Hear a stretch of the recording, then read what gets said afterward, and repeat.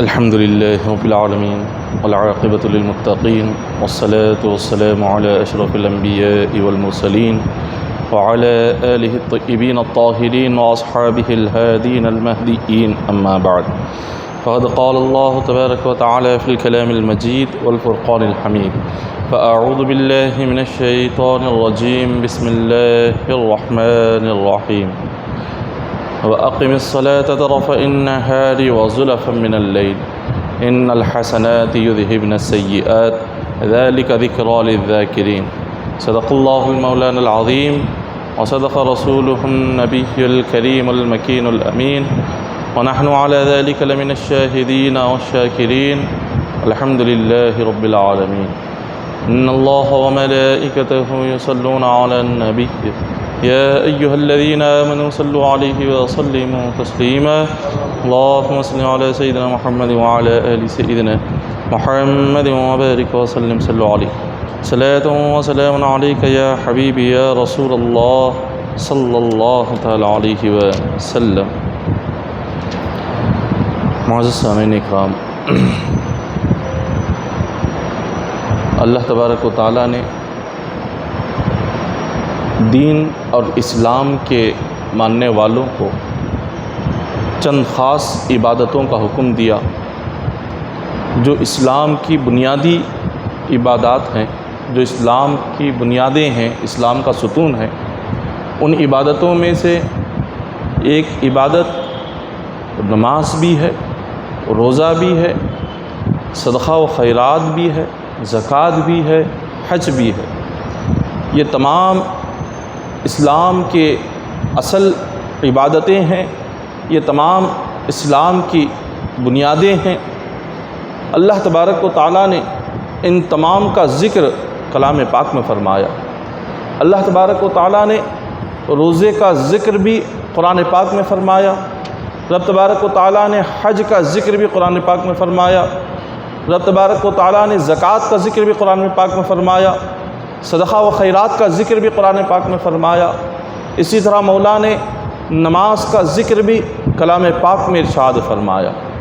اور جتنا اللہ تعالیٰ نے قرآن پاک میں نماز کا ذکر فرمایا اتنا کسی دوسری عبادت کا ذکر نہیں فرمایا. خالق کائنات نے واضح الفاظ میں قرآن پاک میں 107 مرتبہ نماز پڑھنے کا ذکر فرمایا، اور کہیں اشارتاً کہیں کنایتاً رب تبارک و تعالیٰ نے کم و بیش 700 مرتبہ قرآن پاک میں نماز کا ذکر فرمایا. کہیں نماز پڑھنے والوں کے لیے اجر و ثواب کا ذکر کیا، کہیں نماز چھوڑنے والوں کے لیے عذاب کا ذکر کیا، کہیں نماز کی برکتوں کا ذکر کیا، کہیں نماز کی رحمتوں کا ذکر فرمایا. اس طرح کلام پاک میں کم و بیش رب تبارک و تعالیٰ نے 700 سے زائد مرتبہ نماز کا ذکر اپنے کلام پاک میں فرمایا. اب اللہ تبارک و تعالیٰ نے اس عبادت کا ذکر جتنا کثرت سے فرمایا ہے اتنا کسی عبادت کا ذکر کلام پاک میں نہیں فرمایا. اب اس کی وجہ کیا ہے؟ رب تبارک و تعالیٰ اگر چاہتا تو روزے کا ذکر بھی قرآن پاک میں زیادہ سے زیادہ فرما سکتا تھا.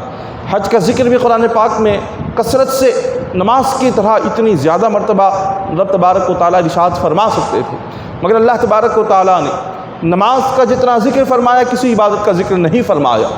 اس کی وجہ علماء کرام یہ بیان فرماتے ہیں کہ زمان جاہلیت میں اسلام آنے سے پہلے کفار مکہ دوسری ساری عبادتیں جو اسلام کی ہیں وہ زمان جاہلیت میں وہ بھی کیا کرتے تھے.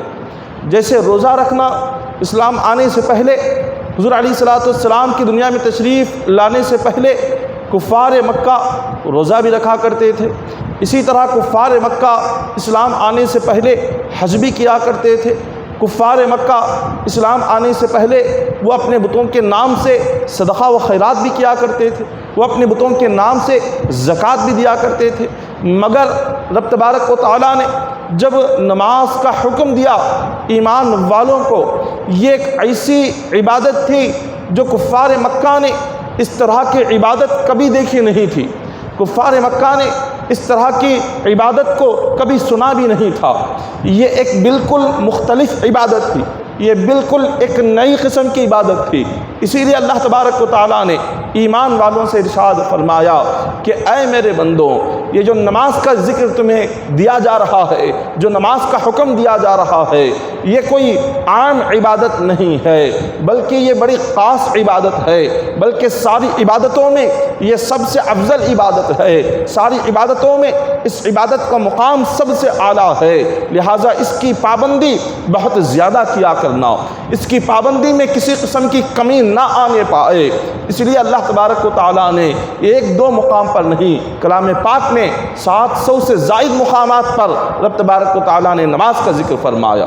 یہ اتنی عظمت، اتنی فضیلت قرآن پاک میں اس کی ذکر فرمائی کہ اب ہم اس نماز کا جو لفظ ہے، اگر عربی میں اس کو صلاۃ کہتے ہیں، عربی میں نماز کو صلاۃ کہتے ہیں۔ اب یہ صلاۃ کے معنی آتے کیا ہیں؟ صلاۃ جو عربی لفظ ہے جس کا معنی نماز ہے، اس کو اگر عربی ڈکشنری میں دیکھیں کہ صلاۃ کے معنی کیا ہیں، تو صلاۃ کے معنی آتے ہیں جلانے کے، آگ میں کسی چیز کو جلانا، اس کو کہتے ہیں صلاۃ۔ اسی طرح سے کوئی لوہا اگر وہ بگڑ جائے، اگر وہ ٹیڑھا ہو جائے، اس لوہے کو آگ میں ڈال کر سیدھا کرنے کو عربی میں کہتے ہیں صلاۃ۔ اب جب صلاۃ کے یہ معنی ہوئے تو نماز میں یہ معنی کیسے پائے جاتے ہیں؟ نماز کا اور آگ میں جلنے کا تعلق کیا ہے؟ نماز کا اور ٹیڑھے لوہے کو آگ میں ڈال کر سیدھا کرنے کا تعلق کیا ہے؟ نماز کو صلاۃ کیوں کہا جاتا ہے؟ تو علماء فرماتے ہیں اس کی وجہ یہ ہے کہ جب بندہ مومن جب وہ نماز کے لیے کھڑا ہوتا ہے تو اللہ تبارک و تعالیٰ جس طرح سے سوکھے پتے کو آگ جتنی تیزی سے جلاتی ہے، اتنی ہی تیزی سے بندے کے گناہ جل جاتے ہیں۔ جس طرح سے جب کوئی بندہ اللہ تبارک و تعالیٰ کی بارگاہ میں آ کر رکعت باندھ کر جب وہ کھڑا ہوتا ہے، جب وہ اللہ کی نماز کی پابندی کر لیتا ہے، تو روایتوں میں آتا ہے اس بندے کے جتنے بھی برے اخلاق ہیں، اس کی جتنی بری عادتیں ہیں، اس کے جتنے بھی برے قسم کے تمام چیزیں اس کے جسم میں موجود ہو، اس کے جتنے بھی صفات ہو، اور اس کا کردار جتنا برا کیوں نہ ہو، اس کے اخلاق جتنے برے کیوں نہ ہو، اگر وہ اللہ کی عبادت کا پابند بن جاتا ہے، اللہ تبارک و تعالیٰ اس کے اخلاق کو سیدھے کر دیتا ہے، اس کی زندگی کو سیدھے کر دیتا ہے، اس کی عادتوں کو سیدھے کر دیتا ہے۔ وہ انسان گناہوں میں اللہ کو چھوڑ کر وہ گناہوں کے راستوں سے مڑ گیا تھا، وہ ٹیڑھا ہو گیا تھا، جیسے ہی وہ نماز کا پابند بن جاتا ہے، اللہ تبارک و تعالیٰ نماز کی برکت سے اسے سیدھا کر دیتا ہے۔ یہ نماز میں اتنے معنی ہیں، تو یہ اللہ تعالیٰ نے صلاۃ کے معنی پر اگر کوئی بندہ غور کر لے کہ صلاۃ کا جو معنی ہے، جس کے معنی پر اگر غور کر لے تو اس کو پتہ چل جائے گا کہ اللہ نے نماز میں کیا تاثیر رکھی ہوئی ہے، اللہ نے نماز میں کیا برکت رکھی ہوئی ہے۔ نماز کا اثر بندے پر اتنا زیادہ ہوتا ہے کہ نماز کے اثر سے بندے کی زندگی بدل جاتی ہے، نماز کے اثر سے بندے کی دنیا بدل جاتی ہے، نماز کے اثر سے بندے کی قبر بدل جاتی ہے، نماز کے اثر سے بندے کی آخرت بدل جاتی ہے، نماز کے اثر سے بندے کے دل و دماغ بدل جاتے ہیں، اس کی سیرت و کردار بدل جاتے ہیں، نماز کے اثر سے اس کے اخلاق بدل جاتے ہیں، اس کی زبان کی بات کرنے کا طریقہ بدل جاتا ہے، اس کے دیکھنے کا طریقہ بدل جاتا ہے، سر سے پیر تک نماز بندے کو بدل دیتی ہے۔ اللہ تبارک و تعالیٰ نے اسی لیے جگہ جگہ پر اس کا ذکر فرمایا۔ علامہ ابو الفرز علامہ ابن جوزی روض الریاحین میں آپ لکھتے ہیں، آپ فرماتے ہیں کہ آپ کو کھانے پکانے کی ضرورت پیش آئی کہ جب بندہ نماز پڑھتا ہے تو اللہ کی محبت میں وہ کیسے جلتا ہے۔ نماز جو بندے کو ایک تو اس کے گناہوں کو جلاتی ہے اور اس بندے کو اللہ کی محبت کی آگ میں بھی جلاتی ہے۔ اگر بندہ سچے دل سے، پورے دل سے اگر وہ نماز کی طرف آ جائے اور وہ اللہ کی بارگاہ میں آ کر کھڑا ہو جائے تو یہ نماز بندے کو اللہ کا عاشق بناتی ہے، اور اللہ کا ایسا عاشق بناتی ہے کہ اس کو سوائے اللہ کی محبت اور اللہ کے عشق کے دنیا میں کوئی چیز نظر نہیں آتی۔ علامہ ابن جوزی ریاض الریاحین میں لکھتے ہیں کہ آپ نے فرمایا کہ ماہ رمضان کے مہینے میں کھانا پکانے کے لیے ایک باندی کی ضرورت پیش آئی، تو علامہ ابن جوزی آپ بازار گئے اور ایک باندی کو آپ نے خریدا بازار سے، اور اس باندی کو دیکھا کہ اس کی جو قیمت ہے بڑی سستی ہے۔ پچھلے جو دور میں غلاموں اور باندیوں کا دور ہوتا تھا، صحابہ کرام، تابعین، تبع تابعین تک یہ دور چلا، اسلام کا ابتدائی دور تھا۔ اس دور میں غلام اور باندیاں خریدی جاتے تھے اور اس کو بیچے جاتے تھے۔ تو حضرت علامہ ابن جوزی فرماتے ہیں میں نے اپنے گھر پکانے کے لیے ایک باندی کو خریدا اور اس کا دام بڑا ہی سستا تھا۔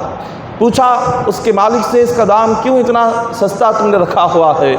تو اس مالک نے کہا کہ یہ کسی کام کی نہیں ہے، یہ کوئی کام نہیں کرتی، اس کی عجیب و غریب حالت ہے، سمجھ نہیں آتا کہ اس کو کیا ہوا ہے، اس لیے میں نے اس کو سستے داموں میں بیچنے کا ارادہ کیا۔ علامہ ابن جوزی نے خرید لیا، گھر پر لائے، اور دن گزر گیا اور آپ نے جو کام کہا وہ باندی کرتی چلی گئی، مگر اس باندی کے چہرے پر ایک عجیب کیفیت تھی، ایک عجیب کیفیت کہ اس کے چہرے کا رنگ ہمیشہ یہ اڑا ہوا رہتا تھا، ایسے لگتا تھا کہ جیسے کوئی چیز اس کو جلا رہی ہے، کسی چیز میں یہ جل رہی ہے، ایسے اس کے چہرے سے آثار نظر آتے تھے۔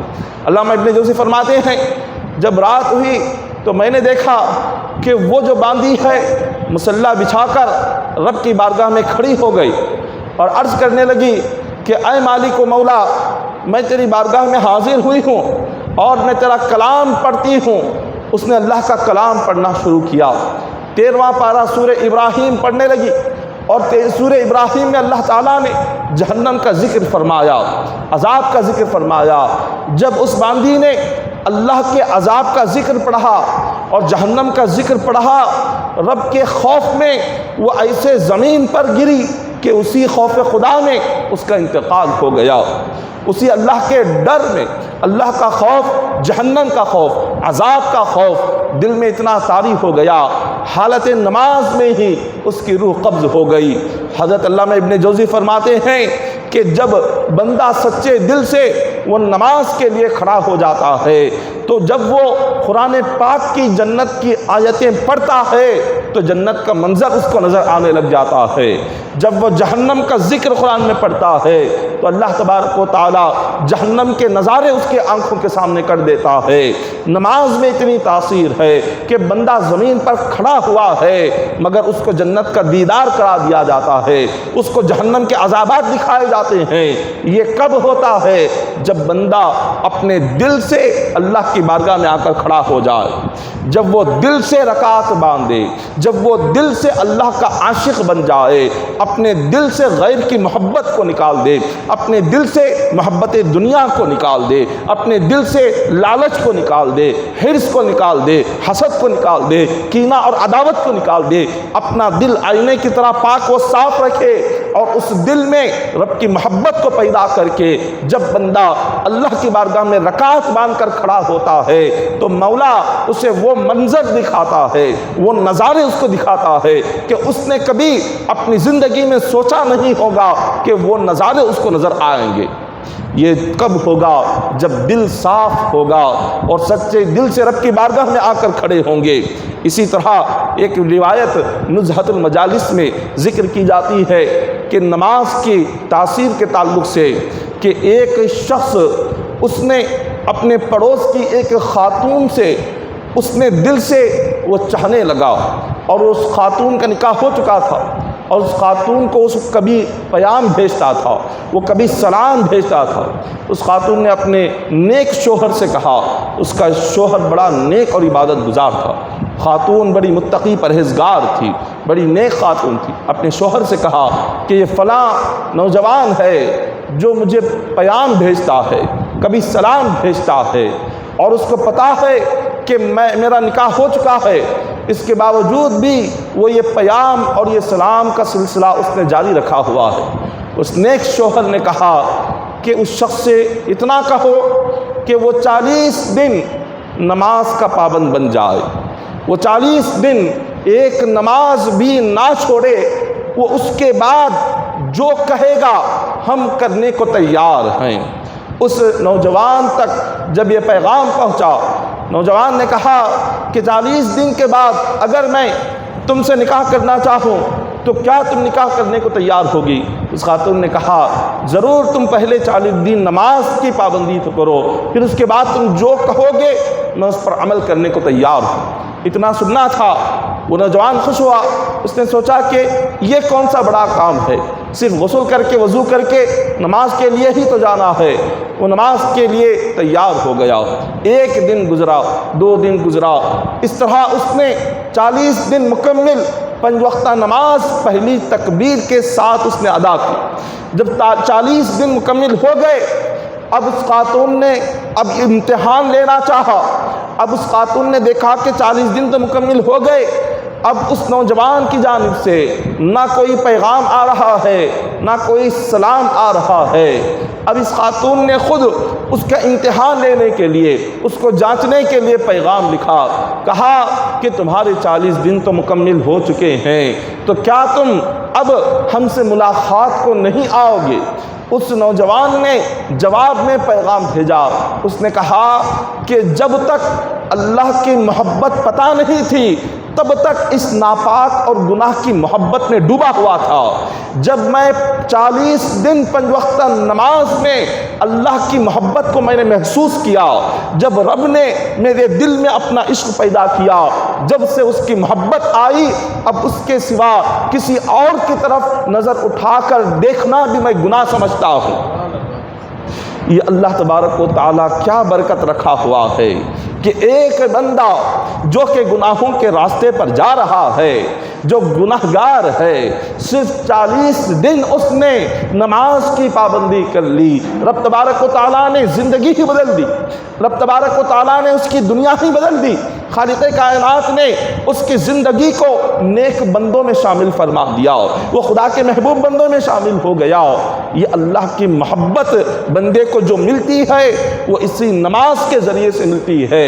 علماء کرام اپنی کتابوں میں لکھتے ہیں، وہ بیان فرماتے ہیں، جو دنیاوی ناپاک خیالات ہے، بندے کا ذہن اور بندے کا دل دنیا کے ناپاک خیالات سے وہ گندا ہو جاتا ہے، دنیا کے ناپاک وسوسوں سے وہ گندا ہو جاتا ہے۔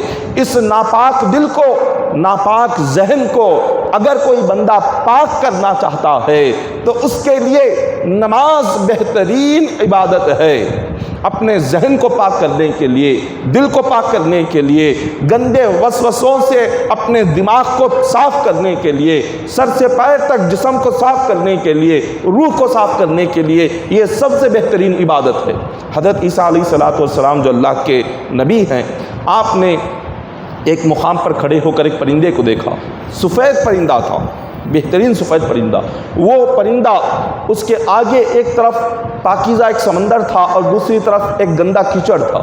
وہ اپنا جسم اس کیچڑ میں ڈالتا اور اس کیچڑ میں اپنے جسم کو گندا کرتا، پھر اس کے بعد وہاں سے اڑ کر آتا اور سمندر میں غسل کرتا۔ جیسے ہی سمندر میں غسل کرتا، وہ پہلے کی طرح بالکل صاف اور شفاف سفید ہو جاتا۔ تھوڑی دیر کے بعد پھر اسی گندگی میں آتا، کیچڑ میں اپنے جسم کو گندا کرتا، پھر وہاں سے نکلتا اور سمندر میں غسل کرتا، پھر پہلے کی طرح بالکل پاک و صاف ہو جاتا۔ حضرت عیسیٰ علیہ السلام اس کو دیکھتے جا رہے تھے اور آپ یہ حیران تھے کہ یہ جو پرندہ ہے یہ کیوں اس طرح کی حرکت کر رہا ہے، یہ کیوں بار بار گندگی میں آ رہا ہے اور پھر گندگی سے نکلتا ہے اور پاکیزہ سمندر میں غسل کر کے صاف ہو جاتا ہے۔ یہ بات سمجھ نہیں آ رہی تھی۔ اتنے میں جبرائیل امین آئے اور عیسیٰ علیہ السلام سے عرض کیا کہ اے اللہ کے نبی، اے اللہ کے نبی عیسیٰ علیہ السلام، یہ جو پرندہ ہے جو آپ کو اللہ تعالیٰ دکھا رہا ہے یہ مثال ہے۔ حضرت عیسیٰ علیہ السلام نے فرمایا یہ کس چیز کی مثال ہے؟ تو جبرائیل امین فرماتے ہیں کہ امت محمدیہ کے گناہ گاروں کی مثال ہے، کہ امت محمدیہ جب گناہ کرتی ہے وہ اس کیچڑ کی طرح ہے۔ وہ کیچڑ میں جس طرح پرندہ گندا ہو رہا ہے، وہ گناہ کر کے اپنے جسم کو، اپنی روح کو وہ گندا کر لیتے ہیں، لیکن جیسے ہی اذان ہوتی ہے، جب نماز کے لیے آ کر کھڑے ہوتے ہیں تو وہ سر سے لے کر پیر تک گناہوں سے پاک و صاف ہو جاتے ہیں۔ جیسے یہ پرندہ سمندر کے پانی میں خود کو غسل کر کے جیسے پاک و صاف کر رہا ہے، اسی طرح امت محمدیہ اگر وہ فجر کو آ کر نماز پڑھ لے اور پھر ظہر کو آ کر پڑھ لے، فجر اور ظہر کے درمیان جتنے اس کے گناہ ہوئے ہوتے ہیں، اللہ تعالیٰ ظہر کے لیے جب وہ رکعت باندھتا ہے اس کو گناہوں سے ایسے پاک و صاف کر دیتا ہے کہ جیسے اس کے نامہ اعمال میں کوئی گناہ ہوا ہی نہیں ہے، اتنا وہ گناہ سے پاک و صاف ہو جاتا ہے۔ اللہ تبارک و تعالیٰ نے ایک مثال کے ذریعے سے عیسیٰ علیہ السلام کو فرمایا۔ حضور علیہ السلام ایک دن صحابہ سے فرماتے ہیں کہ اے صحابہ، اگر تمہارے گھر کے آگے کوئی پانی کی نہر جا رہی ہو اور تم اس پانی کی نہر میں غسل کرتے ہو اور وہ دروازے کے باہر ہو، اگر اس میں تم غسل کرو تو ہر دن غسل کرو اور دن میں 5 مرتبہ غسل کرو، تو کیا تمہارے جسم پر کوئی گندگی باقی رہے گی؟ تو کہا کہ یہ کیسے ہو سکتا ہے حضور، اگر دن میں اگر ہم 1 مرتبہ بھی غسل کر لیں تو جسم پر کوئی گندگی اور ناپاکی نہیں ہوگی۔ تو حضور نے فرمایا یہ مثال 5 وقت نماز کی ہے، 5 وقت نماز کی یہی مثال ہے کہ جو بندہ رب کی بارگاہ میں 5 وقت آ کر کھڑے ہو جائے، اس کی مثال ایسی ہے کہ وہ 5 مرتبہ دن میں غسل کر کے اپنے جسم کو پاک کر رہا ہے۔ تو نماز صرف بندے کا جسم ہی پاک نہیں کرتی، نماز بندے کی روح کو بھی پاک کرتی ہے، بندے کے دل کو بھی پاک کرتی ہے، اس کے ظاہر و باطن کو بھی پاک کرتی ہے، اس کے ذہن اور دل کو بھی پاک کرتی ہے، اس کے خیالات کو پاک کرتی ہے، اس کے وسوسوں کو پاک کرتی ہے، اس کی سوچ کو پاک کرتی ہے، اس کی فکر کو پاک کرتی ہے، اس کی آنکھوں کو پاک کرتی ہے، اس کی زبان کو پاک کرتی ہے، اس کے کانوں کو پاک کرتی ہے۔ بندے کے جسم کے جس حصے سے گناہ ہوتا ہے، نماز اس کے تمام حصوں سے گناہوں کو پاک و صاف کر دیتی ہے۔ یہ اللہ تبارک و تعالیٰ نے اتنی برکتیں رکھی، اس لیے کلام پاک میں رب تبارک و تعالیٰ نے 700 سے زائد مرتبہ نماز کا ذکر قرآن پاک میں فرمایا۔ اسی طرح ایک روایت میں آتا ہے کہ حضور علیہ السلام ارشاد فرماتے ہیں کہ نماز مومن کی معراج ہے۔ فرمایا کہ نماز مومن کی معراج، الصلاۃ معراج المؤمنین، حدیث پاک ہے۔ نماز مومن کی معراج ہے، اس کا معنی اور اس کا مطلب کیا ہے کہ معراج کی رات حضور علیہ السلام کو اللہ نے 7 آسمانوں کی سیر فرمائی، حضور نے 7 زمینوں کی سیر کی، حضور نے عرش الہی کی سیر کی، حضور نے سدرۃ المنتہا کی سیر کی۔ اب آقا علیہ السلام نے انتہا یہ ہوئی کہ حضور نے اللہ کا دیدار بھی کیا، اللہ سے باتیں بھی کی۔ اس کو معراج کہتے ہیں۔ معراج کا مطلب کیا ہے؟ معراج کا مطلب ہے کہ حضور نے اللہ کا دیدار کیا، یہ معراج ہے۔ حضور نے اللہ سے باتیں کی، یہ معراج ہے۔ حضور نے کائنات کا سفر کیا، 7 آسمانوں کا سفر کیا، اس کو معراج کہتے ہیں۔ اب حضور نے فرمایا کہ اے میرے امتیوں، اللہ تعالیٰ نے معراج کی رات مجھے اپنی بارگاہ میں بلا کر، مجھے دیدار کروا کر، مجھ سے باتیں کروا کر، عرش الہی کا دیدار کرا کے اور مجھے 7 آسمانوں کی سیر کرا کے پھر مجھے واپس دنیا میں بھیجا اور فرمایا کہ اے میرے مصطفیٰ، جس طرح میں نے آپ کو آج معراج کرائی ہے، جس طرح میں نے آج آپ کو اپنا دیدار کرایا ہے، جس طرح آج میں نے آپ سے کلام کیا ہے، اسی طرح آپ کا ہر امتی جب کبھی بھی وہ نماز کے لیے کھڑے ہو کر سورہ فاتحہ پڑھتا ہے، اس کا سورہ فاتحہ پڑھنا مجھ سے بات کرنے کے برابر ہے۔ نماز میں جب بندہ رکعت باندھ کر جب وہ سجدے کے مقام پر دیکھتا ہے، اللہ تبارک و تعالیٰ ارشاد فرماتے ہیں کہ اے بندے، تو یہاں کھڑا ہوا ہے، تو کلام پڑھ رہا ہے، تو قرآن پڑھ کر مجھ سے باتیں کر رہا ہے اور میں تیرا دیدار کر رہا ہوں، میں تجھے دیکھ رہا ہوں۔ جب بندہ حالت نماز میں اپنی نگاہیں جب کبھی دائیں بائیں جب وہ پھیرتا ہے، اللہ تعالیٰ فرماتے ہیں کہ اے بندے، کیا مجھ سے بھی خوبصورت کوئی چیز تجھے نظر آ رہی ہے؟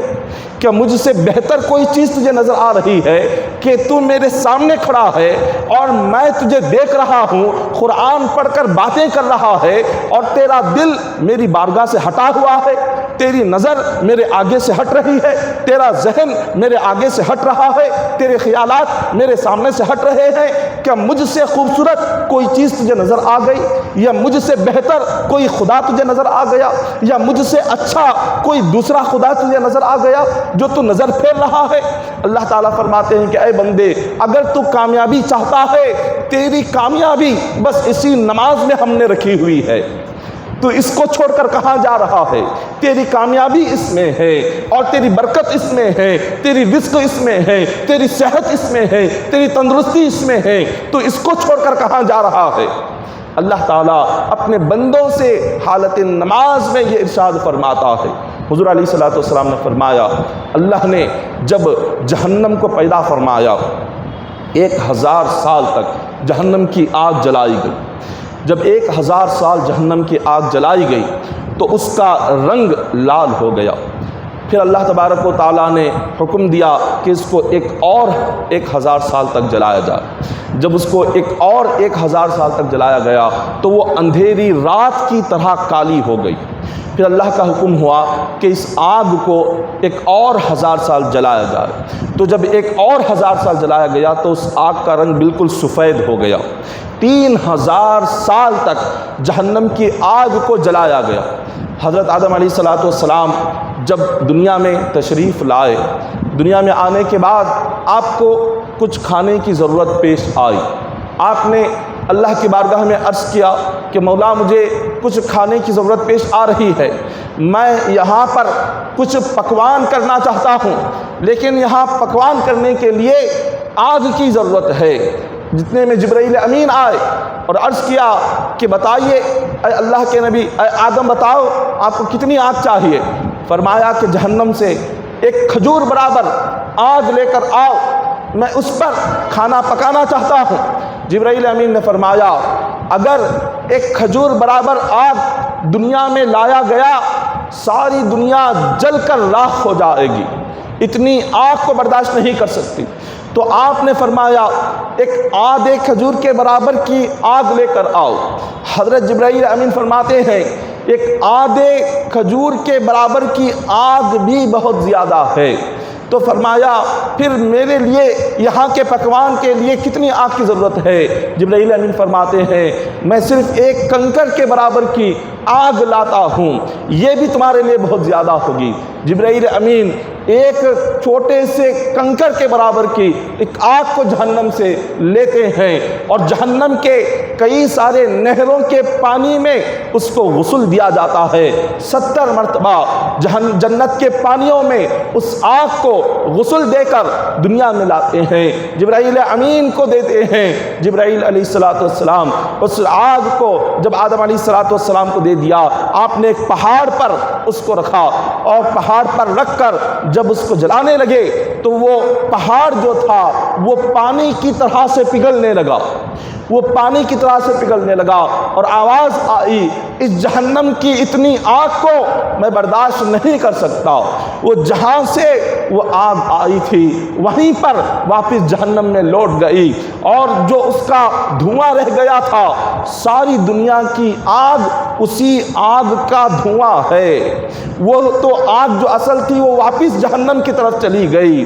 تو جب جو اتنا دھواں، جو ساری دنیا کی آگ، یہ ایک جہنم کے ایک کنکر کی آگ کے برابر بھی نہیں ہے، اور جب کوئی بندہ اس دنیا میں اللہ کی عبادت کو، نماز کو جان بوجھ کر چھوڑتا ہے، جب اللہ تعالیٰ اس کو جہنم کی آگ میں داخل فرمائے تو اندازہ لگاؤ اس آگ کا کیا عالم ہوگا۔ دنیا کی آگ دن میں 70 مرتبہ اللہ سے دعا مانگتی ہے کہ مولا ہمیں جہنم کی آگ سے محفوظ فرما، کہ جس آگ سے میں نکلی واپس مجھے وہاں پر داخل مت فرما۔ 70 مرتبہ دنیا کی آگ اللہ سے دعا مانگتی ہے کہ دوبارہ جہنم کی آگ میں مجھے نہ بھیج، اور اس آگ میں اللہ تبارک و تعالیٰ گناہگار کو، نافرمان کو، بدکار کو جب اس کو ڈالے گا تو اس کی سختی کا کیا عالم ہوگا، وہاں کی تکلیف کا کیا عالم ہوگا۔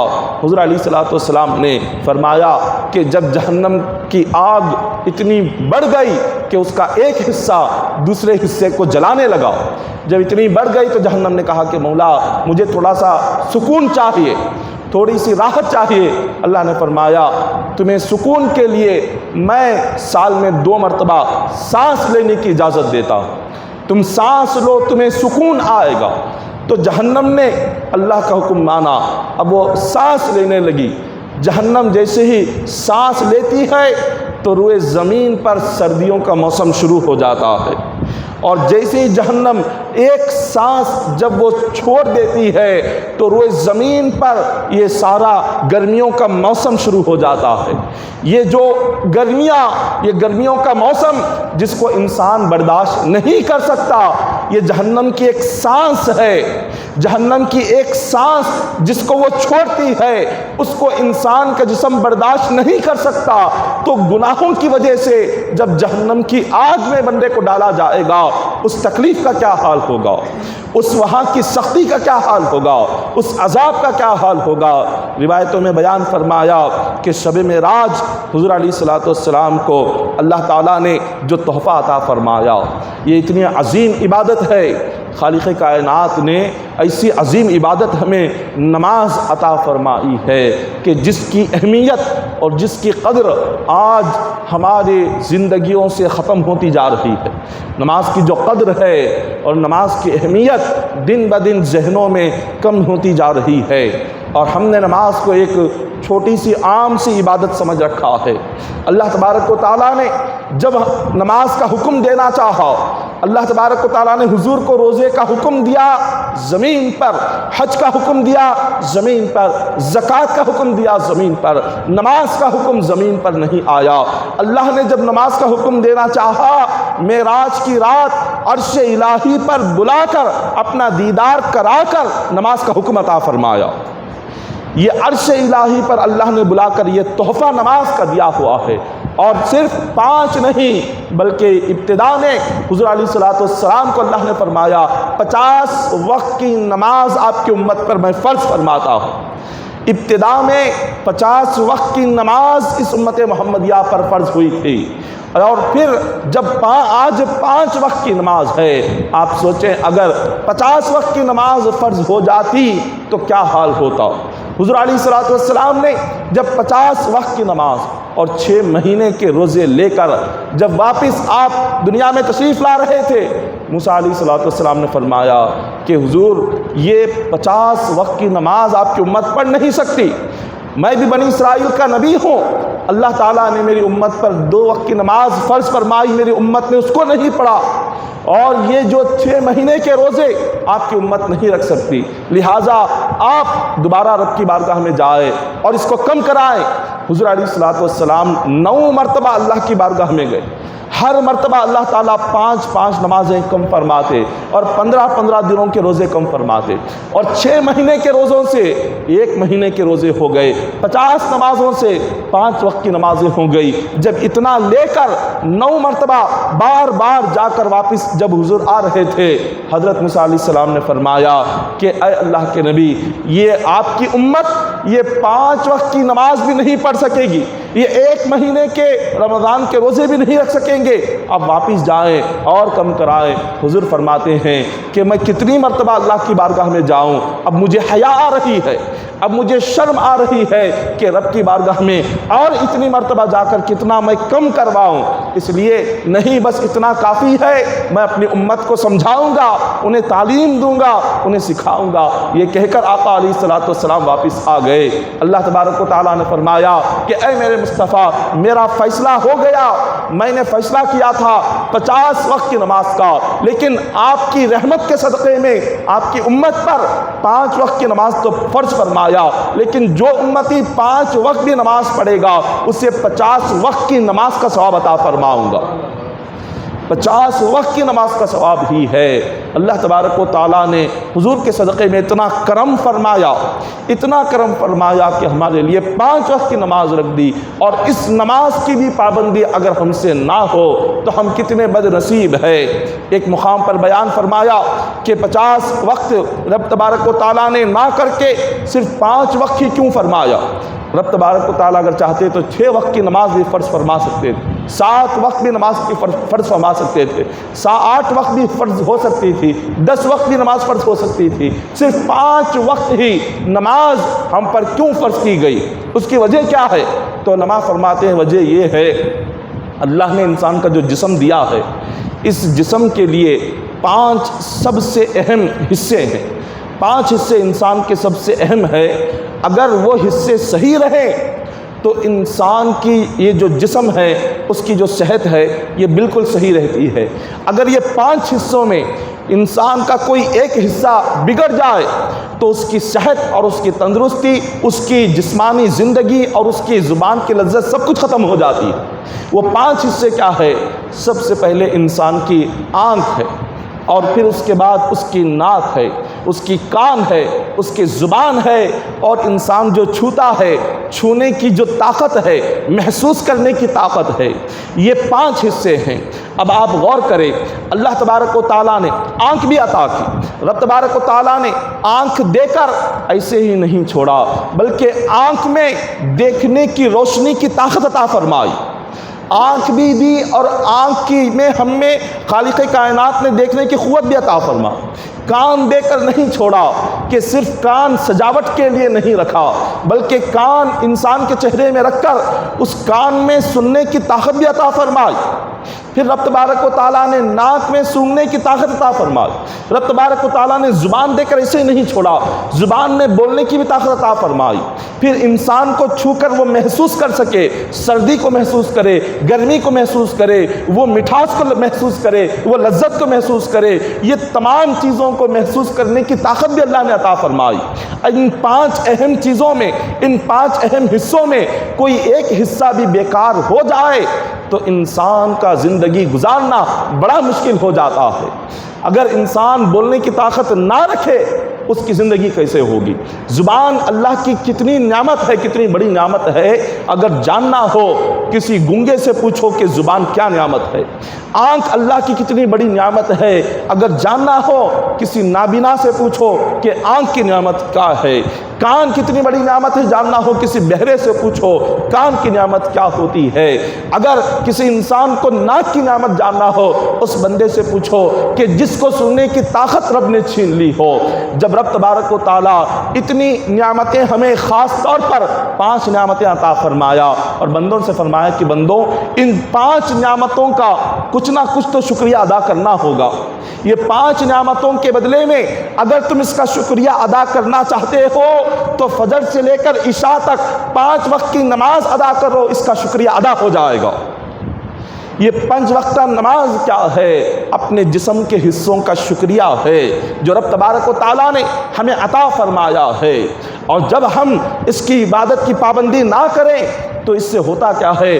ہم خود اپنی صحت کو ختم کر رہے ہوتے ہیں، ہماری صحت خود اس کی وجہ سے ختم ہوتی چلی جاتی ہے۔ ایک روایت میں بیان کیا کہ حضور علیہ الصلوۃ والسلام کی بارگاہ میں یہودی آئے اور آ کر انہوں نے کہا کہ یا رسول اللہ صلی اللہ علیہ وسلم، اللہ تبارک و تعالیٰ نے امت محمدیہ پر 5 نمازیں فرض فرمائی اور اس کے لیے وقت مختلف رکھے ہیں، یہ وقت اس طرح سے کیوں رکھے گئے؟ فجر کا وقت صبح میں کیوں رکھا گیا؟ ظہر کا وقت دوپہر میں کیوں رکھا گیا؟ عصر کا وقت شام میں کیوں رکھا گیا؟ مغرب کا وقت، مغرب کی نماز یہ سورج ڈھلتے وقت میں کیوں رکھی گئی؟ عشاء کی نماز یہ رات میں سونے سے پہلے اس وقت میں کیوں رکھی گئی؟ حضور علیہ الصلوۃ والسلام نے فرمایا ہر نماز کی خاص وجہ ہے۔ ہر نماز کے لیے اللہ نے جو حکم دیا، جس وقت میں پڑھنے کا حکم دیا، اس وقت کی بڑی خاص برکت ہے، اس وقت کی بڑی خاص وجہ ہے۔ حضور علیہ الصلوۃ والسلام فرماتے ہیں خالق کائنات نے جو ظہر کا وقت حکم دیا ہے، فجر کے وقت کے تعلق سے فرماتے ہیں فجر کا جو وقت ہے، جس وقت میں ہمیں اٹھنے کا حکم دیا گیا، جس وقت میں ہمیں نماز پڑھنے کا حکم دیا گیا، حدیث پاک میں آقا علیہ الصلوۃ والسلام فرماتے ہیں کہ فجر کے وقت اللہ تعالیٰ بندوں میں رزق کو تقسیم فرماتا ہے۔ یہ رزق کے تقسیم ہونے کا وقت ہے، اللہ کی رحمتوں کے بٹنے کا وقت ہے، خدا کی برکتوں کے لینے کا وقت ہے۔ جو بندہ مومن فجر کے وقت میں اٹھ گیا، اللہ تعالیٰ اس کے لیے رزق کے دروازے کھول دیتا ہے، اللہ تعالیٰ اس کے لیے روزی کے دروازے کھول دیتا ہے، اس کے گھر میں کبھی تنگ دستی نہیں آتی۔ وہ فجر میں اٹھ گیا تو اس فجر میں اٹھ کر نماز فجر کی اگر اس نے پابندی کر لی، اللہ تعالیٰ اس کے کاروبار میں ہمیشہ ترقی ہی عطا فرماتا ہے، اللہ تعالیٰ اس کی روزی میں ہمیشہ برکت ہی عطا فرماتا ہے، اس کے رزق میں خالق کائنات غیب سے رحمتیں عطا فرماتا ہے۔ کبھی اس کو نہ تنگ دستی آئے گی، نہ کبھی مفلسی آئے گی، نہ کبھی مجبوری آئے گی، نہ کبھی اس بندے کو غریبی کا سامنا کرنا پڑے گا۔ یہ فجر کے وقت کی یہ برکت ہے۔ ظہر کے وقت میں آقا علیہ الصلوۃ والسلام نے فرمایا ظہر کا وقت جو ہے فرشتوں کی تسبیح پڑھنے کا وقت ہے۔ ظہر کا وقت یہ دعا کے قبول ہونے کا وقت ہے۔ جب بندہ نماز ظہر میں آ کر وہ کھڑا ہوتا ہے تو فرشتوں کی تسبیح، فرشتوں کا ذکر اور بندے کی نماز دونوں ایک ساتھ جمع ہو جاتے ہیں۔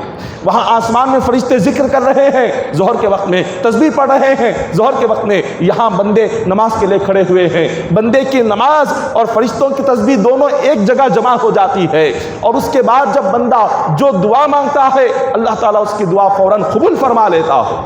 یہ ظہر کے وقت کی برکت ہے۔ اور پھر فرمایا عصر کا جو معاملہ ہے، عصر کے وقت کے لیے اللہ نے قرآن پاک میں فرمایا حافظوا علی الصلوات والصلاۃ الوسطی وقوموا للہ قانتین۔ رب نے فرمایا کہ بندوں عصر کا وقت تمہارے امتحان کا وقت ہے۔ عصر کا وقت اس لیے امتحان کا وقت ہے کہ اس وقت میں بندہ آرام کر لیتا ہے، سو جاتا ہے، اور اس وقت عصر کے وقت بندے کو اپنا آرام چھوڑ کر آنا پڑتا ہے۔ اگر آرام نہ بھی کرے، کاروبار چھوڑ کر اس کو آنا پڑتا ہے، تجارت چھوڑ کر اس کو آنی پڑتی ہے، تو رب نے فرمایا یہ تمہارا امتحان کا وقت ہے۔ اس وقت میں تمہارا امتحان ہوگا، یہ دیکھا جائے گا کیا تمہیں اپنا کاروبار پیارا ہے یا اللہ کی نماز پیاری ہے۔ اللہ نے عین اسی وقت میں بندے کا امتحان لے رہا ہے، اور جب بندہ اس کو ٹھکرا کر آتا ہے، کاروبار کو ٹھکرا کر نماز عصر کے لیے آتا ہے، اللہ تعالیٰ اس سے 10 گنا بڑھ کر اسے کاروبار میں برکت عطا فرماتا ہے۔ یہ امتحان ہوتا ہے۔ عین نماز کے وقت میں کاروبار شروع ہو جاتا ہے، اب نماز کے لیے نکلنا ہوتا ہے، فوراً تجارت شروع ہو جاتی ہے، لوگ آنے لگ جاتے ہیں۔ یہ امتحان ہے، یہ آزمائش ہے۔ خدا دیکھنا چاہتا ہے کہ یہ نماز کے وقت میں کاروبار میں اس کے دکان پر بھیجوں گا، کیا یہ نماز چھوڑ کر کاروبار کرے گا یا کاروبار چھوڑ کر نماز کو آئے گا۔ یہ امتحان ہوتا ہے بندے کے لیے۔ بندہ یہیں پر ناکام ہوتا ہے، وہ یہ سوچتا ہے کہ اب تجارت آ گئی، اگر نماز کو جاؤں گا 1000 روپے کا نقصان ہو جاؤں گا، یہ نماز کو جاؤں گا 10,000 روپے کا نقصان ہو جائے گا۔ ارے بھیجنے والا اللہ ہے، تجارت میں برکت دینے والا اللہ ہے، روزی دینے والا اللہ ہے، رزق دینے والا اللہ ہے، اس کے آگے سر جھکائیں تو رب تبارک و تعالیٰ کیا ہمیں بھوکا رکھے گا؟ یا اس کے آگے آ کر کھڑے ہو جائیں کیا اللہ تعالیٰ بے روزگار بنائے گا؟ اس کے آگے آ کر اگر ہم رکعت باندھے تو کیا اللہ ہماری روزی چھینے گا؟ ہرگز نہیں چھینے گا۔ یہ بندے کا یقین نہیں ہے، اللہ کی ذات پر یقین کم ہے، اسی لیے نماز پر بھروسہ نہیں ہے، کاروبار پر بھروسہ ہے، اللہ کی عبادت پر یقین نہیں ہے، تجارت پر یقین ہے۔ اسی لیے تجارت کی خاطر تھوڑے سے فائدے کے لیے 500 1000 روپے کے فائدے کے لیے نماز کو ہم چھوڑ دیتے ہیں۔ کتنی بڑی عبادت کعبے کا طواف، کعبے کا طواف کتنی بڑی عبادت ہے۔ کعبے کے طواف کے لیے آج دنیا بھر سے بندے سفر کر کے، ساتوں سمندر پار کر کے، گھر چھوڑ کر، تجارتیں چھوڑ کر، اولاد کو چھوڑ کر، بیوی بچوں کو چھوڑ کر کعبے کے طواف کے لیے جاتے ہیں۔ نماز یہ کیسی عبادت، کعبے کا طواف ہو رہا ہے، لیکن جیسی اذان ہو جاتی ہے کعبے کے طواف کو روک دیا جاتا ہے۔ اللہ تعالیٰ اپنے گھر کے طواف کو روک کر رب نے نماز کا حکم دیا، فرمایا کہ بندو اذان ہو گئی، اب میرے گھر کا طواف تھوڑی دیر کے لیے روکو اور فوراً آ کر یہاں پر سجدہ کرو۔ تو کیا آج ہمارے کاروبار کعبے کے طواف سے بھی زیادہ بڑھ گئے ہیں؟ کہ آج ہماری تجارتیں کعبے کے زیارت سے زیادہ بڑھ گئی ہیں؟ کہ آج ہمارے دنیاوی کام کاج، ہماری نوکریاں، ہماری ملازمتیں، ہماری مصروفیتیں، ہماری محفلیں، ہمارے بات چیت، ہمارے فنکشن، یہ تمام ہماری ضیافتیں، یہ ساری چیزیں کیا کعبے کے طواف سے بڑھ کر ہے؟ رب نے اپنے گھر کا طواف روکا نماز کے لیے، تو کیا ہم اپنی نماز کے لیے اپنے کاروبار کو روک نہیں سکتے؟ اپنی تجارت کو کیا روک نہیں سکتے؟ اپنی محفلوں کو کیا روک نہیں سکتے؟ اپنی شادیوں کو کیا روک نہیں سکتے؟ کیا اپنی دعوتوں کو روک نہیں سکتے؟ آج اتنا نماز کو ہلکا سمجھ لیا گیا ہے کہ آج ایک بندے مومن کی نظر میں نماز کی کوئی قدر ہے ہی نہیں، نماز کی کوئی اہمیت ہے ہی نہیں۔ آج ہم ہوٹلوں کو آباد کرتے ہیں، گھنٹوں بیٹھ کر، اللہ کے گھر میں 10 منٹ بیٹھنا نہیں ہوتا۔ اللہ کے گھر میں آ کر 10 منٹ کی نماز ادا کرنا نہیں ہوتا، راستوں پر، آپ ہوٹلوں پر اور بیکار چوراہوں پر گھنٹوں گزاریں گے، صبح سے شام تک گزار دیں گے بیکار کی باتوں میں، فون پر، واٹس ایپ اور فیس بک پر اور یوٹیوب پر، یہ تمام چیزوں پر صبح سے شام گزر جاتی ہے، معلوم نہیں ہوتا، راتیں گزر جاتی ہے، معلوم نہیں ہوتا، لیکن 10 منٹ اللہ کے گھر میں آنا ایک پہاڑ اٹھانے کے برابر معلوم ہوتا ہے۔ اتنا زیادہ ہم اللہ سے دور ہوتے جا رہے ہیں، نماز سے، اللہ کے گھر سے، اللہ کی عبادت سے، تسبیح سے، ذکر سے، قرآن سے آج اتنا دور ہوتے جا رہے ہیں کہ جب دین کی بات آتی ہے تو فوراً بیزاری آ جاتی ہے، جب دین کی بات آتی ہے، عبادت کی بات آتی ہے تو انسان بیزارگی کا اظہار کرتا ہے، وہی بے حیائی دیکھنا ہو، بے شرمی دیکھنا ہو، وہی دنیاوی کوئی بات ہو، دنیاوی معاملات ہو، سب کچھ چھوڑ کر اس کے لیے اپنا وقت بھی لگائیں گے، محنت بھی کریں گے، کوشش بھی کریں گے، سب کچھ کریں گے، مگر اللہ کی عبادت کے لیے 10 منٹ آ کر کوئی دینے والا نہیں ہے۔ آج یہ حالات آ چکے ہیں۔ حضور علیہ الصلوۃ والسلام نے ایک مقام پر ارشاد فرمایا، آقا علیہ الصلوۃ والسلام فرماتے ہیں کہ جب کوئی بندہ رات کے وقت عشاء کا اندھیرا جب وہ دیکھے، عشاء کے وقت اللہ نے نماز عشاء کو اس لیے فرض فرمایا تاکہ رات کے اندھیرے میں تمہیں خبر کا اندھیرا یاد آئے۔ رات کے اندھیروں میں جب تم نماز پڑھو گے تو حضور نے فرمایا اللہ تمہارے خبر کے اندھیرے کو دور کرے گا، تمہاری قبر کو اللہ تعالیٰ نور سے روشن فرمائے گا، اور جو شخص رات کے اندھیروں میں مسجد کی طرف آتا ہے، قیامت کے دن اللہ تبارک و تعالیٰ اس کو ایک نور عطا فرمائے گا، اس نور کی روشنی میں وہ چلتا رہے گا۔ یہ نماز عشاء کی یہ برکت ہے۔ آقا علیہ الصلوۃ والسلام نے فرمایا جو شخص دنیا میں جو کام کرتا تھا، جس کام میں ساری زندگی لگائی، موت بھی اسی حالت میں آتی ہے۔ موت بندے کی اس حالت میں آتی ہے کہ جس حالت میں اس نے اپنی زندگی گزاری۔ اگر کسی بندے نے، حدیث پاک میں ہے، آقا علیہ الصلوۃ والسلام فرماتے ہیں کہ ایک شخص احرام کی حالت میں تھا، احرام باندھا ہوا تھا، انتقال ہو گیا، حضور نے فرمایا جس حالت میں انتقال ہوا ہے، قیامت کے دن احرام کی حالت میں خبر سے اٹھے گا۔ ایک شخص کے تعلق سے فرمایا اذان دے رہا تھا، اچانک انتقال ہوا، تو فرمایا جب وہ قبر سے اٹھے گا تو اذان دیتے ہوئے قیامت کی قبر سے اٹھے گا۔ حضور علیہ الصلوۃ والسلام سے فرمایا کہ حضور ایک شخص حالت نماز میں تھا، سجدے میں تھا، رکوع میں تھا، انتقال ہو گیا، حضور نے فرمایا جب قیامت کے دن قبر سے اٹھے گا، حالت نماز میں قبر سے اٹھے گا، کیونکہ جو بندہ جس حالت میں جیتا ہے اسی حالت میں مرتا ہے، اور جس حالت میں مرتا ہے اسی حالت میں قبر سے اٹھایا جاتا ہے۔ اگر کوئی جھوٹ بولتے ہی زندگی گزارا، اس کی موت بھی آئے گی تو جھوٹ بولتے وقت میں آئے گی۔ اگر کسی نے شراب پیتے ہوئے زندگی گزاری، موت آئے گی تو شراب کے نشے میں موت آئے گی۔ اگر کسی نے جوے بازی کرتے ہوئے زندگی گزاری، موت آئے گی تو اسی حالت میں آئے گی۔ اگر کوئی شخص سنیما ہالوں میں یہ فلمیں دیکھتے ہوئے اپنی زندگی گزاری، اس کی موت بھی آئے گی تو تھیٹر کے اندر اس کی موت آئے گی۔ اگر کوئی شخص غیبت اور چغلی کرتا تھا زندگی بھر، اس کی موت بھی اسی غیبت اور چغلی کی حالت میں آئے گی، کیونکہ جیسے جئیں گے ویسے مریں گے، اور جیسے مریں گے ویسے قبر سے اٹھائے جائیں گے۔ اگر کوئی چاہتا ہو کہ موت اس کی حالت سجدے میں آئے تو جتنا ہو سکے اپنی نماز کی پابندی کرو، اللہ اسی حالت میں موت عطا فرمائے گا۔ قرآن پڑھتے ہوئے اگر مرنا چاہتے ہو، جب تک جیو قرآن پڑھتے ہوئے جیو، اللہ موت قرآن پڑھنے کی حالت میں عطا فرمائے گا۔ آقا علیہ الصلوۃ والسلام فرماتے ہیں من صلی العشاء فی جماعت کان کقیام نصف لیلۃ ومن صلی علی الفجر فی جماعت کقیام لیلۃ۔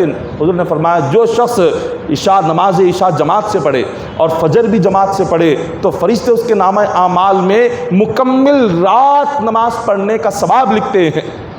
اس کی رات سونے میں نہیں گئی، اس نے نماز عشاء بھی جماعت سے پڑھی، فجر بھی جماعت سے پڑھی، تو فرشتے نامہ اعمال میں ساری رات اس کی عبادت کو لکھتے ہیں۔ اگر اس نے یہ نہیں کیا، اگر اس نے نماز عشاء بھی نہیں پڑھی جماعت سے، اور اس کے بعد اس نے نماز فجر بھی جماعت سے نہیں پڑھی، تو اس کی رات کا سونا یہ سونا نہیں، بلکہ یہ اللہ کی بارگاہ میں یہ اس کا سونا بہت بڑا گناہ ہو جائے گا، اور اللہ تبارک و تعالیٰ اس بندے کو راحت کی نیند نہیں عطا فرماتا، کیونکہ آقا علیہ الصلوۃ والسلام نے ارشاد فرمایا، حضور علیہ الصلوۃ والسلام فرماتے ہیں کہ جو بندہ دنیا میں اپنے چہرے کو روشن بنانا چاہتا ہے، دنیا میں جو بندہ اپنے چہرے کو یہ چاہتا ہے کہ خوبصورت بن جائے، تو حضور فرماتے ہیں اللہ نے چہرے کی خوبصورتی فجر کی نماز میں رکھی ہوئی ہے۔ چہرے کی خوبصورتی فجر کی نماز میں ہے، اور فرمایا کہ اور زیادہ نورانی چہرہ چاہتے ہو تم تہجد کی پابندی کر لو، اللہ چہرہ نورانی بنا دے گا۔ خوبصورتی چہرے کے اللہ نے تہجد میں رکھی ہے۔ اور اسی طرح چہرہ جو بگڑتا ہے وہ کیسے بگڑتا ہے؟ جب گناہ حد سے زیادہ بڑھ جائیں، اللہ گناہ کا اثر بندے کے چہرے پر دکھاتا ہے۔ عبادتوں کا اثر، سجدوں کا نشان پیشانی پر آتا ہے، یہ عبادتوں کا اثر ہے، عبادتوں کا نور ہے۔ اور گناہوں کا اثر بھی اللہ چہرے پر دکھاتا ہے کہ گناہ جتنے انسان کے برے ہوں گے چہرہ اتنا بگڑتا چلا جائے گا، اور جتنی عبادت بندے کی زیادہ ہوگی اللہ چہرے میں اتنا نور عطا فرماتا جائے گا، اس کی زبان میں اتنا نور عطا فرماتا جائے گا۔ سر سے پیر تک آپ اولیاء اللہ کو دیکھیں، کسی بزرگ کو دیکھیں، اللہ والے کو دیکھیں۔ حضور نے فرمایا کہ خدا کے محبوب اور خدا کے دوستوں کی نشانی یہ ہے کہ جب ان کا چہرہ دیکھو تو تمہیں اللہ یاد آ جائے۔ یہ ولی کی علامت ہے، اذا رؤوا ذکر اللہ۔ جب کسی ولی کا چہرہ دیکھو تو دیکھتے ہی زبان سے نکلے گا کہ اللہ، یہ اللہ کا سچا ولی ہے۔ یہ کیوں؟ اللہ تعالیٰ ان کی عبادت کا نور ان کے چہرے پر عطا فرماتا ہے، چہرے سے نور ٹپکتا رہتا ہے۔ کتنے سارے بزرگان دین ہے کہ جن کا کافروں نے صرف ان کا چہرہ دیکھ کر کلمہ پڑھ لیا۔ حضور غوث اعظم دستگیر رضی اللہ تعالیٰ عنہ کی سیرت پڑھے، اور خواجہ غریب نواز رحمۃ اللہ تعالیٰ علیہ کی سیرت پڑھے۔ ہزاروں اولیاء کی زندگیوں میں لکھا ہوا ہے، کتابیں بھری ہوئی ہے کہ کئی ہزاروں کفار و مشرکین نے ان کی کوئی بات نہیں سنی، ان کا کوئی کلام نہیں، ان کی کوئی تقریر نہیں، صرف ان کا چہرہ دیکھا کلمہ پڑھ کے مسلمان بن گئے۔ چہرے پر کیا تھا؟ چہرے پر وہ کیا تھا؟ وہ ان کی نمازوں کا نور تھا، ان کی عبادتوں کا نور تھا۔ تو حضور فرماتے ہیں فجر کی اگر پابندی کرو گے، تہجد کی پابندی کرو گے، اللہ چہرہ نورانی بنا دے گا۔ اور ظہر کی برکت کیا ہے؟ فرمایا جس نے نماز ظہر کی پابندی کر لی اللہ اس کی روزی میں برکت پیدا فرماتا ہے، رزق میں اللہ تعالیٰ برکت پیدا فرماتا ہے۔ آج جو اکثر شکایت رہتی ہے کہ آج روزی تنگ ہو گئی، ملازمت ختم ہو گئی، کاروبار بالکل تنگ ہوتے جا رہے ہیں، اور رزق بالکل گھٹتا جا رہا ہے، اور گھر میں تنگستی آتی جا رہی ہے، اس کی وجہ کیا ہے؟ اس کی وجہ ایک ہی ہے کہ جب آپ گھر کو اگر نماز سے خالی رکھیں گے، اور گھر میں کوئی نماز پڑھنے والا نہ ہو، نہ بیٹا نماز پڑھتا ہو، نہ بیٹی نماز پڑھتی ہو، نہ ماں نماز پڑھتی ہو، نہ باپ نماز پڑھتا ہو، نہ بھائی نماز پڑھتا ہو، نہ بہن نماز پڑھتی ہو، جس گھر میں سارے بے نمازی ہو وہاں اللہ کی کیا برکت نازل ہوگی؟ وہاں تو اللہ کی لعنت برستی ہے۔ حضور نے فرمایا جو ایک بے نمازی جس گھر میں ہوتا ہے اللہ تعالیٰ اطراف کے 70 گھروں پر لعنت برساتا ہے۔ اطراف کے 70 گھروں پر ایک بے نمازی کی وجہ سے 70 گھروں پر اللہ کی لعنت برستی ہے۔ اور جب سارا کا سارا گھر بے نمازی ہو تو کہاں سے رزق میں برکت آئے گی؟ کہاں سے روزی میں برکت آئے گی؟ کہاں سے اللہ تعالیٰ کاروبار میں ترقی عطا فرمائے گا؟ اور کہاں سے اللہ تعالیٰ بندے کی زندگی میں، تجارت میں آگے اس کے لیے راستے کھولے گا؟ تو یہ نماز ظہر اگر چھوڑیں گے رزق کی برکت جائے گی، روزی کی برکت جائے گی۔ اور پھر فرمایا عصر کی نماز کی برکت کیا ہے؟ فرمایا عصر کی نماز کی جو بندہ پابندی کر لے اللہ تعالیٰ اسے صحت اور تندرستی عطا فرماتا ہے۔ آج صحت کے لیے کیا کچھ نہیں کرتے، صحت اور تندرستی کے لیے آج انسان کتنی فکر نہیں کرتا اپنے جسم کو صحیح سلامت رکھنے کے لیے۔ اگر جسم کو صحیح سلامت رکھنے کے لیے کسی نے مشورہ دے دیا، کسی ڈاکٹر نے مشورہ دے دیا کہ آپ کو اپنے جسم کو صحت مند رکھنا ہو تو صبح میں اٹھنا ہے، اور شوگر کنٹرول کرنا ہو تو آپ کو چلنا ہے تھوڑی دیر کے لیے، تب آپ کا شوگر کنٹرول ہوگا، تو الارم رکھ کر ہم 5 بجے اٹھ جائیں گے، کیونکہ ڈاکٹر نے کہا ہے شوگر کو کنٹرول کرنا ہے، چلنا ہے تھوڑی دیر کے لیے، کہ ڈاکٹر کا حکم آ گیا ہے۔ اب اس کے لیے اتنی پابندی کریں گے، اس نے کہہ دیا یہ مت کھاؤ، نہیں کھائیں گے، یہ فلاں چیزیں مت کرو، نہیں کریں گے۔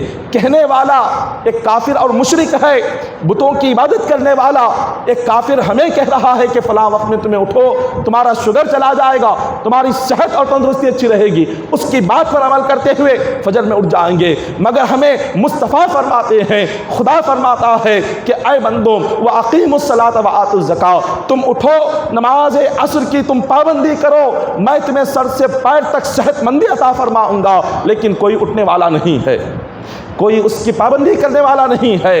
ایک کافر ڈاکٹر کی بات پر بھروسہ ہے، اللہ کی بات پر بھروسہ نہیں ہے، قرآن کی بات پر بھروسہ نہیں ہے، اپنے نبی کی بات پر بھروسہ نہیں ہے، حدیث کی بات پر بھروسہ نہیں ہے، کیونکہ ہم نے نماز کی اہمیت کو اپنے دماغ سے نکال دیا ہے۔ یہ سمجھ لیا کہ بس جمعہ کے جمعہ آنا ہے غسل کر کے، بس جمعہ کے جمعہ پڑھ لینا ہے، پھر اس کے بعد کبھی وقت ملا تو آ گئے، کبھی وقت نہیں ملا تو اس کو چھوڑ دیا۔ اللہ کے گھر کے آگے سے اذان سن کر جب مسجد کے آگے سے جب ہم جائیں گے تو آپ سوچو مسجد پر کیا گزرتی ہوگی کہ اس کے محلے میں رہنے والا، اس مسجد کے سائے میں رہنے والا اس مسجد کی آواز کو سن رہا ہے، اذان کو سن رہا ہے، لیکن اللہ کے گھر میں نماز کے لیے نہیں آ رہا۔ طہارت کے لیے مسجد کو آئیں گے، ہاتھ پیر دھونے کے لیے مسجد کو آئیں گے، بیت الخلاء کے لیے مسجد کو آئیں گے، تھوڑی دیر سو کر جانے کے لیے مسجد کو آئیں گے، یہاں پر تھوڑی دیر ٹھنڈا رہے گا کہہ کر کوئی مسجد کو آئیں گے، مگر سجدہ کرنے کے لیے، نماز پڑھنے کے لیے مسجد کو نہیں آئیں گے۔ آقا علیہ الصلوۃ والسلام نے 1400 سال پہلے فرمایا تھا کہ میری امت پر ایسا زمانہ آئے گا کہ لوگ مسجد کو تو آئیں گے مگر عبادت کے لیے نہیں آئیں گے، بلکہ دنیاوی غرض اور مقصد کے لیے آئیں گے۔ یہ دنیاوی غرض کیا ہوگی؟ یہ سوچ کر کہ چلو وہاں تھوڑا سا ٹھنڈا سکون رہے گا، کچھ گڑبڑ نہیں ہوگی، تھوڑی دیر جا کر بیٹھ کر آتے ہیں یا تھوڑی دیر لیٹ کر آتے ہیں، یا اس لیے آئیں گے کہ چلو تھوڑا سا ہاتھ پیر دھو کر آئیں گے، وضو خانہ خالی رہے گا یا طہارت خانہ خالی رہے گا، کچھ ضرورت کر کر آ جائیں گے، اس مقصد کے لیے آئیں گے، مگر عبادت کرنے والا کوئی نظر نہیں آئے گا۔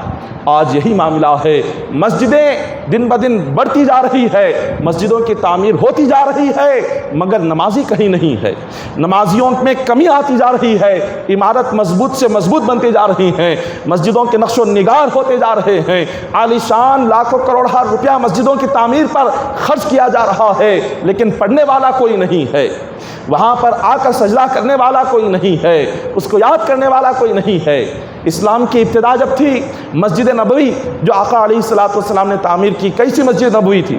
حضور نے مسجد نبوی کو جب بنایا، کھجور کے جو درخت کے پتے تھے ان پتوں کو توڑا گیا، کھجور کی جو ڈالیاں تھی کھجور کے درختوں کی، ان ڈالیوں کو ستون بنایا گیا اور کھجور کے پتوں کو چھت بنایا گیا، اور نیچے فرش نہیں تھا، کیچڑ تھا۔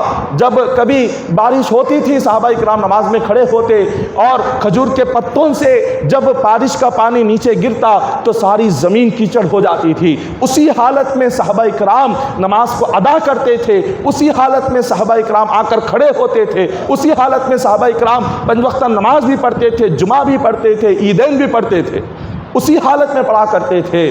اس وقت میں مسجد نبوی کی چھت بہت ہی کچی ہوا کرتی تھی، ستونیں بہت ہی معمولی کھجور کے لکڑیوں کے ہوتے تھے، مسجد مضبوط نہیں تھی مگر ایمان مضبوط تھا، عبادتوں کا شوق مضبوط تھا، عبادتوں کا جذبہ تھا۔ آج ساری عمارتیں مضبوط ہو گئی مگر آج ایمان کمزور ہو گیا، آج جذبہ ایمانی ختم ہو گیا، نماز کا شوق آج ختم ہو گیا۔ حضرت موسیٰ علیہ السلام کی بارگاہ میں مکاشفۃ القلوب میں علامہ امام غزالی ایک حکایت نقل فرماتے ہیں کہ موسیٰ علیہ السلام کے پاس ایک خاتون آئی، آپ بیٹھے ہوئے تھے، اس خاتون نے کہا کہ اللہ کے نبی میں آپ سے تنہائی میں کچھ بات کرنا چاہتی، تو لوگ چلے گئے، آپ نے پوچھا بتا کیا ہے؟ اس نے کہا میرا ایک بہت بڑا گناہ ہے، کہ اللہ معاف کرے گا؟ موسیٰ علیہ السلام نے کہا اللہ تعالیٰ نے تو یہ کلام پاک میں فرمایا ہر گناہ معاف کرے گا، بتا تو صحیح۔ اس نے کہا نہیں بہت بڑا گناہ ہے۔ آپ نے فرمایا بتا تو صحیح تیرا گناہ کیا ہے؟ اس نے کہا میرا گناہ یہ ہے کہ میں نے ایک شخص سے زنا کیا اور اس سے جو اولاد ہوئی اس اولاد کو میں نے اپنے ہاتھوں سے قتل کر دیا۔ حضرت موسیٰ علیہ السلام نے جیسے ہی سنا جلال میں آ گئے، کھڑے ہو گئے، کھڑے ہو کر فرمایا کہ اے بدبخت خاتون فوراً یہاں سے نکل جا، مجھے تو ڈر ہو رہا ہے، تو نے اتنا بڑا گناہ کیا، کہیں تیرے گناہ کی وجہ سے یہاں رہے گی تو اللہ کہیں مجھ پر عذاب نازل نہ کر دے، فوراً یہاں سے چلی جا، یہاں پر نہ رہے۔ وہ خاتون روتے ہوئے اس مقام سے چلی گئی۔ اتنے میں جبرائیل امین آتے ہیں، عرض کرتے ہیں کہ اے اللہ کے نبی موسیٰ، اللہ تعالیٰ فرما رہا ہے آپ نے اس خاتون کو اس طرح سے کیوں آپ نے بھیجا؟ آپ نے فرمایا اس نے اتنا بڑا گناہ کیا، سب سے پہلے تو زنا اور پھر ایک معصوم جان کو ناحق اپنے ہاتھوں سے قتل کیا، اتنا بڑا گناہ، اور مجھ میں سننے کی طاقت نہیں تھی، اس لیے میں نے کہہ دیا کہ فوراً یہاں سے نکل جاؤ، مجھے تو ڈر ہے کہیں اللہ عذاب نازل نہ کر دے۔ جبرائیل امین نے فرمایا کہ اللہ تعالیٰ فرماتا ہے کہ آپ کو پتا ہے کہ روئے زمین پر اس سے بھی بڑا ایک گناہ گار ہے۔ حضرت موسیٰ علیہ السلام نے فرمایا کہ روئے زمین پر اس خاتون سے بھی بڑا کیا کوئی گناہ گار ہو سکتا ہے؟ اتنا گندا گناہ جس نے کیا، اس سے بڑا بھی کوئی گناہ گار ہے؟ تو فرمایا ہاں۔ موسیٰ علیہ السلام فرماتے ہیں کون بد نصیب ہے جو اس زناکار اور معصوم کو قتل کرنے والی خاتون سے بڑا گناہ گار ہے؟ تو جبرائیل امین فرماتے ہیں کہ اے اللہ کے نبی موسیٰ، روئے زمین پر جو بندہ مومن اگر جان بوجھ کر ایک مرتبہ نماز چھوڑتا ہے، اس زنا کرنے والی عورت سے بھی بدترین انسان ہے، اس زانیہ خاتون سے بدترین انسان ہے۔ ایک وقت کی نماز کا چھوڑنا، آپ یہ سوچ نہیں سکتے، حدیث پاک میں حضور نے فرمایا جو کوئی شخص ایک وقت جان بوجھ کر اگر وہ نماز کو چھوڑ دے، اللہ تعالیٰ 2 کروڑ سال سے بھی زیادہ جہنم کی آگ میں اس کو جلاتا ہے۔ 2 کروڑ سال سے بڑھ کر جہنم کی آگ میں اس کو عذاب دیا جاتا ہے۔ یہ جان بوجھ کر ایک وقت کی نماز چھوڑنے کا یہ عذاب ہے، تو جس کی ساری زندگی نماز چھوڑنے میں گزری تو سوچو اس کا کیا حال ہوگا۔ جس کی جوانی نماز چھوڑنے میں گزر گئی ہو، اور جس کا بچپن نماز کو چھوڑتے ہوئے گزر چکا، اور جس کا بڑھاپا نماز کو چھوڑتے ہوئے اب گزر بھی رہا ہے، ایسے بندے کا حال قبر میں کیا ہوگا، ایسے بندے کا حال میدان محشر میں کیا ہوگا۔ حضور علیہ الصلوۃ والسلام فرماتے ہیں بے نمازی کے لیے نہ دنیا میں اللہ راحت عطا فرماتا ہے نہ قبر میں۔ یہ تو نماز عصر کا معاملہ تھا۔ حضور نے فرمایا جس نے نماز مغرب چھوڑی، نماز مغرب چھوڑنے کی جس بندے نے عادت ڈالی، حضور فرماتے ہیں ایسے بندے کو اولاد سے کبھی سکون نہیں ملتا، اس کی اولاد، اس بندے کی اولاد اس کو کبھی سکون نہیں پہنچائے گی، اس بندے کی اولاد کبھی اس کی بات نہیں سنے گی، اس بندے کی اولاد سے کبھی اس کو فائدہ نہیں پہنچے گا، ہمیشہ اولاد کو لے کر وہ پریشان رہے گا۔ وجہ کیا ہے؟ حضور نے فرمایا نماز مغرب چھوڑو گے اولاد کا سکون نہیں ملے گا، صرف اولاد پریشان کرتی جائے گی۔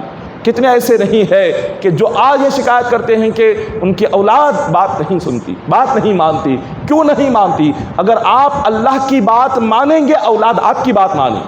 آپ اللہ کی بات نہیں مانتے، اللہ کے حکم پر اگر ہم نہیں چلتے، ہماری اولاد ہمارے حکم پر کیسے چلے گی؟ پھر حضور فرماتے ہیں جس کسی بندے نے عشاء کی نماز چھوڑ دی، عشاء کی نماز اگر چھوڑ دی تو اللہ اس کی رات کی نیند سے راحت کو چھین لیتا ہے۔ وہ سوتا تو ہے لیکن اس کو سکون نہیں ملتا، وہ سوتا تو ہے اس کو راحت نہیں ملتی، وہ دن میں کھاتا تو ہے لیکن اس کے ذہن کو، اس کے دل کو کہیں پر آرام اور سکون کا نام و نشان نہیں ہوتا، کیونکہ نماز عشاء کو چھوڑ دیا اللہ زندگی کا سکون کو اور راحت کو چھین لیا ہے۔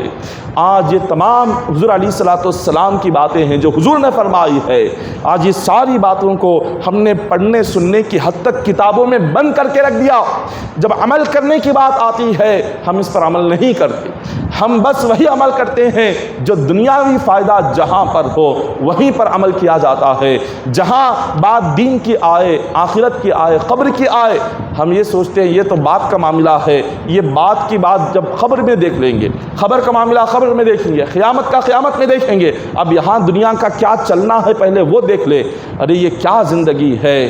حضور نے فرمایا قیامت کا جو دن ہوگا وہ دن دنیا کے زندگی کے مقابلے میں، فرشتے پوچھیں گے دنیا میں کتنے سال تھا؟ وہ کہتا ہے دنیا میں بس 1 منٹ یا آدھا منٹ رہ کر آیا۔